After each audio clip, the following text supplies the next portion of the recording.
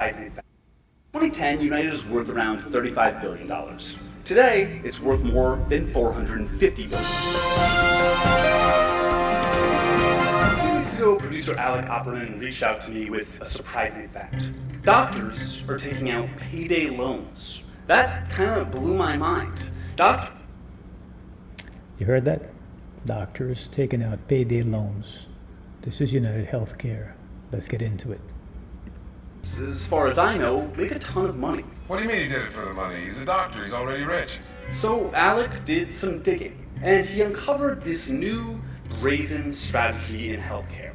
It's responsible not only for those scummy loans, but also denying patients, like you and the people you love, the vital care that they need. And it goes far beyond just our already broken system. So, who's the shadowy supervillain behind this plot to rip off both doctors and patients? It's America's largest insurer. This is the... Stop there for a second. Are we surprised? But keep listening. For more perfect union. And today we're looking at the massive power of United Healthcare. Before we get into United Healthcare's new strategy to shortchange doctors and patients alike, we need to talk about how they became America's largest insurer.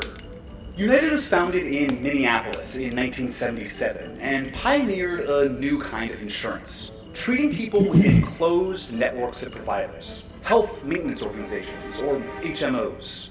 HMOs were pitched as a way to curb America's exploding healthcare costs, which did not happen. HMOs proliferated after 1973 as a result of the Health Maintenance Organization Act, which gave federal grants and mandated employers offer an HMO option to their employees. The law suddenly made HMOs very popular and very profitable. Alec told me about an old nonprofit HMO, Physicians Health Plan.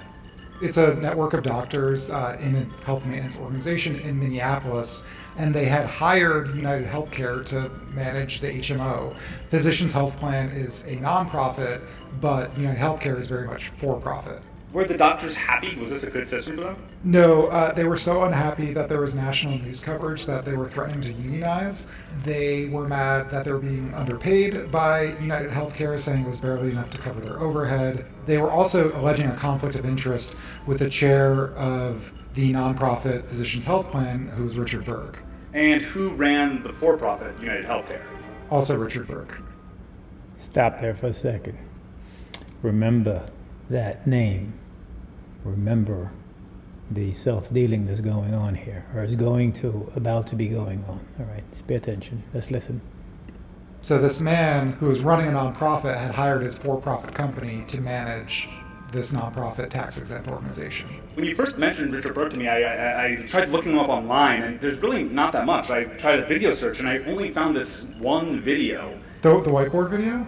The whiteboard video. This guy with a whiteboard that's literally about how it's so hard to find information about this guy online. He's only mentioned once in United Health Group's own history. He's been thoroughly involved since the beginning, and he's thoroughly involved now. There are very few to no articles about this person. Can you find articles about the founders of all these companies? Gods and gods and gods of them, but not Richard T. Berg. Organizations are not nameless and faceless. I mean, they are groups of people, and people are responsible for decisions that cause these organizations to be the way they are.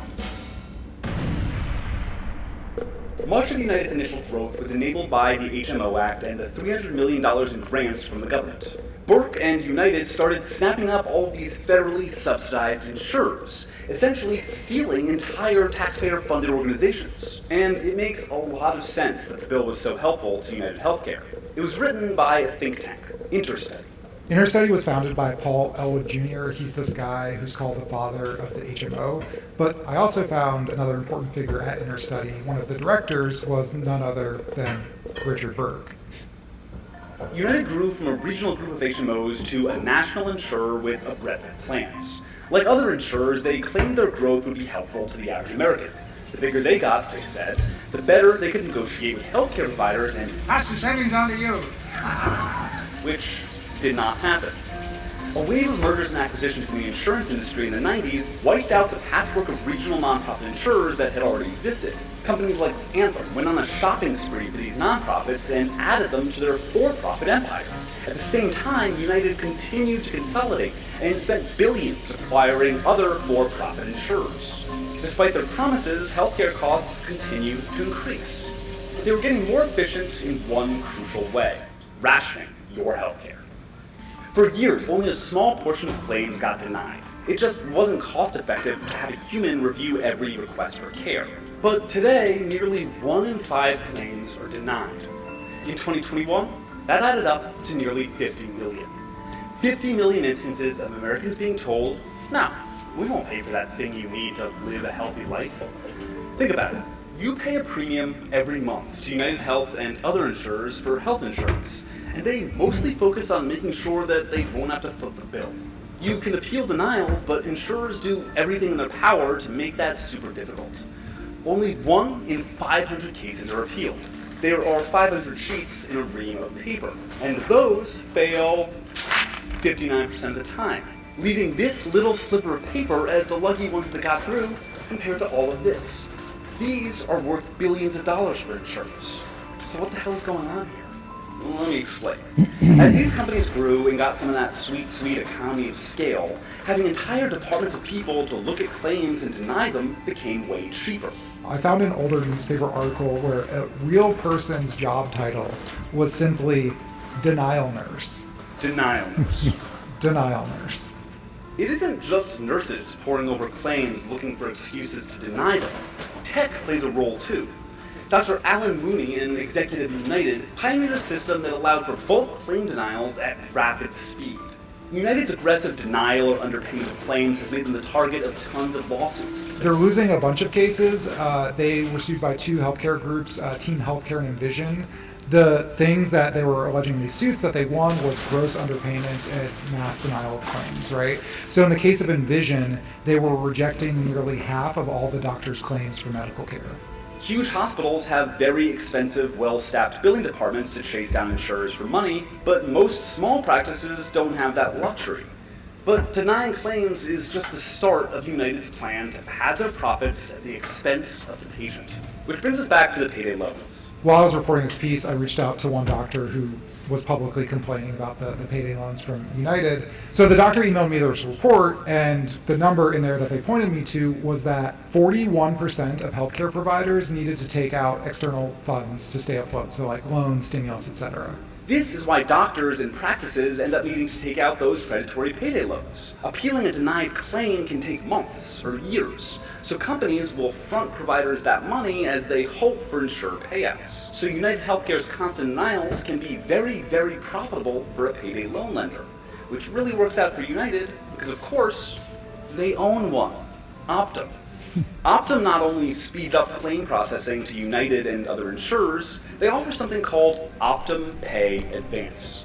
They must have known that sounds terrible because they've since rebranded that service to the more sterile Capital Loan. When capital loans aren't enough for small practices, there are plenty of companies in the market to buy struggling healthcare providers outright, like Blackstone and CVS.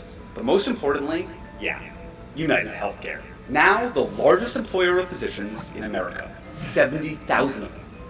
United's strategy is called vertical integration. It's part of an ongoing process that gets United Healthcare a cut of every single step of the healthcare process. Say you're uninsured. You injure your knee and go to an online pharmacy for some Advil. While you're shopping around, you see an ad for a doctor specializing in knee pain. A few clicks later, you're scheduled for a knee replacement.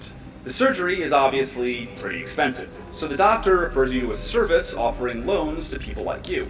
Faced with thousands of dollars in medical debt, you start considering a health insurance policy.